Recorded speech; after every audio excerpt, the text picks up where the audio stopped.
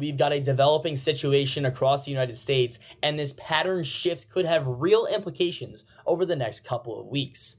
The East is about to turn milder than average, but we are not done tracking snow. In fact, we're watching multiple storm systems, and one of them could potentially impact the I-95 corridor late next weekend.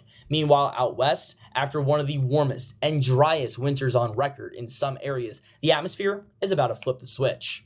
Let's break this down. I'm student meteorologist Filippo Formica. First, the overall storm setup. Yes, temperatures in the east are running above average through much of the upcoming week, but don't confuse mild with quiet. We have 3 systems on the board.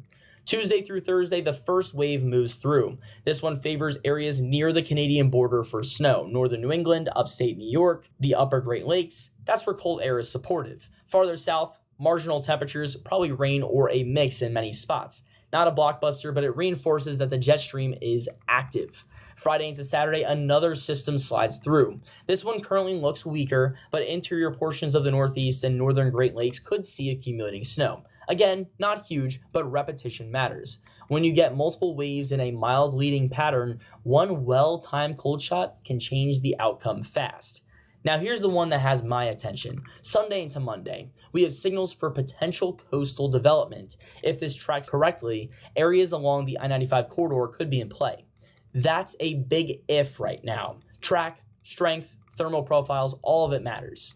But the setup is there, and that means this is the window we'll be watching closely over the next several model cycles. If you live anywhere from D.C. to Boston, this is not the time to tune out.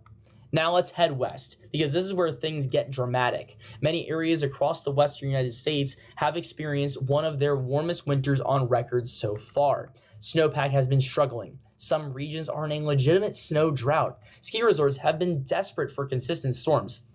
That changes now. A powerful storm is moving into California right now. We're looking at over 2 inches of rain along parts of the coast and over 8 feet of snow in the Sierra Nevada. 8 feet! This is a season-altering event in the higher elevations.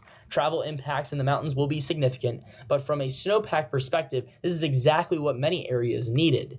As this storm moves inland, it spreads heavy snow into the Four Corners region. Utah, Colorado, Arizona, New Mexico, resorts that have been lacking fresh powder could finally see a turnaround. And it doesn't stop there.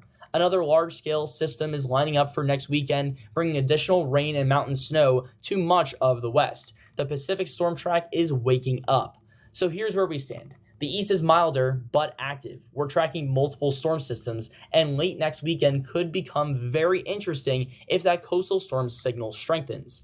The west shifts from record warmth and drought conditions to significant rain and major mountain snowfall. This is a pattern transition moment, and those are the periods when details matter most.